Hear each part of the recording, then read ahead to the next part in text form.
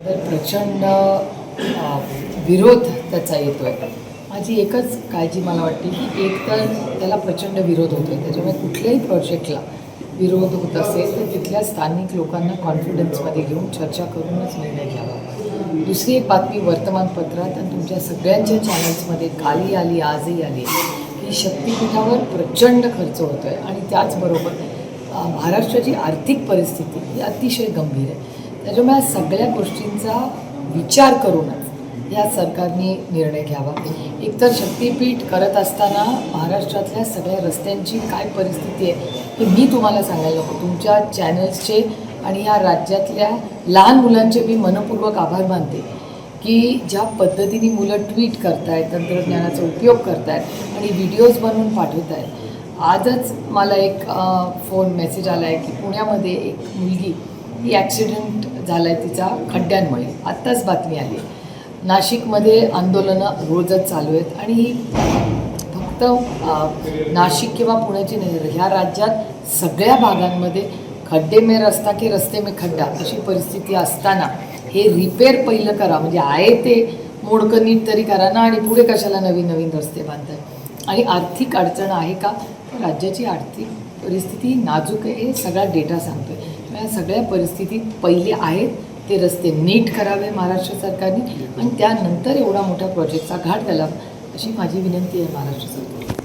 कॉन्ट्रॅक्टरांची बिलं मिळवण्यात म्हणून 2 दिवसांचं मुंबईमध्ये आंदोलन होते, कसं बघते असं? नाही, ते माझ्याही वाचनात आलं की कालपासून महाराष्ट्रातले सगळे ज्या लोकांनी कामं केली त्यांचे पैसे दिलेले नाहीत. हा विषय अतिशय गंभीर आहे. मला एक कळत नाही की जर म्हणजे एकीकडे तुम्ही शक्तिपीठ हजारो करोडो रुपयाचा प्रोजेक्ट करताय आणि तुम्ही ज्यांनी कामं केली आहेत पूर्ण जी मेरिटवर आहेत त्यांना निधी देत नाही आहे. त्याच्यामुळे जे आहे त्याच्यासाठी निधी नाही आहे या सरकारकडे आणि मग पुन्हा नवीन हजारो करोडो रुपयाचे प्रोजेक्ट्स आहेत. म्हणजे मला समजतच नाही की महाराष्ट्र सरकारचं आर्थिक धोरण नक्की कुठल्या दिशेने चाललं आहे. अतिशय चिंताजनक आहे. अभिजित जपकेंनी खरं तर ज्या शाळांचा सरकारी विषय घेतला त्यानंतर आता शासनाकडून जी पारित करण्यात आला की या शाळांमध्ये शूटिंग करण्यास मज्जाव करण्यात आलेला, या शाळांमध्ये शूटिंग करण्यास बंदी करण्यात आलेली आहे, कुणाला त्या ठिकाणी शूटिंग करून दिली जाणार नाही. ही लोकशाही आहे, दडपशाही नाही. हा निर्णय जो आहे त्याचा मी जाहीर निषेध करते. ही आपल्याला मनमोकळे श्वास घेण्याचा बोलण्याचा अधिकार भारतरत्न डॉक्टर बाबासाहेब आंबेडकरांनी त्यांच्या संविधानाच्या माध्यमातून केला आहे. त्याच्यामुळे अशी ही चोरी लपवण्याचा जो अतिशय दुर्दैवी हा प्रयत्न चालला आहे त्याचा मी जाहीर निषेध करते. प्रत्येकाने व्हिडिओ काढावे आणि त्यांची कंप्लेंट द्यावी. हे सरकारचं चुकीचं धोरण आहे आणि हा अन्याय आहे आणि ते पण नवीन पिढीच्या शिक्षणाबद्दल.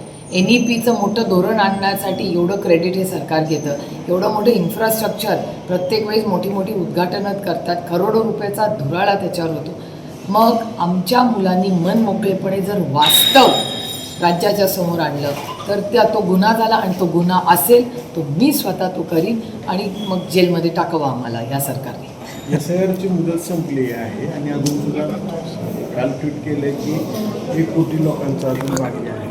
नाही, असं नाही. SIRची एक्सटेन्शन पहिल्यांदा केलं होतं, आता एक्सटेंड झालेलं आहे. आता ज्यांची नावं राहिलेली आहेत त्यांना 2 महिन्याचा कालावधी दिला आहे. त्या 2 महिन्यामध्ये तुम्ही पुन्हा अपिअर होऊ शकता आणि तिथे सांगू शकता की मला माझं नाव घालायचं आहे किंवा एखादी चूक झाली असेल नावामध्ये, वयामध्ये, फोटोमध्ये तर करेक्शन करण्यासाठी इलेक्शन कमिशनने 2 महिन्याचा कालावधी दिला आहे. तर आज आमच्या सगळ्यांची नैतिक जबाबदारी आहे की ताकदीने आम्ही उतरून सगळे BLO असतील, संघटना असेल, गावकरी असतील यांच्यापर्यंत पोचून आणि अर्थातच सरकारची ही जबाबदारी आहे. तर सगळ्यांनी मिळून हे पारदर्शक व्हावं याच्यासाठी सगळ्यांनी मिळून पुढचे 2 महिने प्रयत्न केले. पारदर्शक होते असं वाटतं? माझ्या लोकसभा मतदारसंघाचा मी अनुभव सांगते. मी डेली मॉनिटरिंग करते त्याचं आणि माझ्या अनेक भागांमध्ये म्हणजे अनेक लोकांची नावं 2 ठिकाणी आलेली आहेत आणि त्याच्यामुळे काही ठिकाणी प्रश्नचिन्ह झालेले आहे. त्यामुळे पुढच्या 2 महिन्यात आम्हाला अग्रेसिव्हली काम करावं लागेल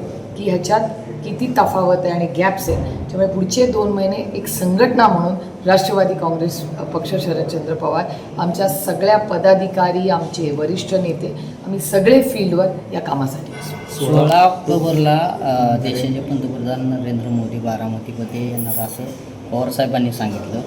एकीकडं दुसरीकडं अशी चर्चा आहे की NDAमध्ये तुमचा राष्ट्रवादी काँग्रेस पक्ष जाणार आहे. ही आता चर्चा आल्यानंतर चर्चा सुरू झाली. आणि आमची चर्चा 12 वर्ष चालली आहे, त्याच्यामुळे 12 वर्ष आम्ही जाणार असं तुम्ही सगळे तुमच्या चॅनलवर दाखवत आहे. त्यामुळे 12 वर्ष ही चर्चा चालू आहे, अजून 3 वर्ष चालू दे, काय खरं आहे. तुम्हाला पण चॅनल चालवायचं आहे, त्यामुळे त्याच्यात काही गैर नाही. तुमचा पक्ष जाणार आहे का NDAमध्ये? माझ्या माहितीप्रमाणे आमचा पक्ष आज विरोधी पक्षात गेले 12 वर्ष आम्ही आहोत आणि ह्या देशाचे मायबाप जनतेचे प्रश्न सोडवण्यासाठी आम्ही पूर्ण निष्ठेने आम्ही काम करतो. 16 ऑक्टोबरला मोदी येतात, कशा पद्धतीचा कार्यक्रम? मोदीजींना पत्र लिहिलेलं आहे. आम्ही त्या प्रोग्रॅम नक्की कसा असेल, 30 तारीख का एखादा दिवस पुढे मागे होईल, त्या सगळ्याचा फॉलोअप आम्ही करतो. एकदा कन्फर्मेशनचं पत्र आलं की तुम्हाला नक्की सांगतो.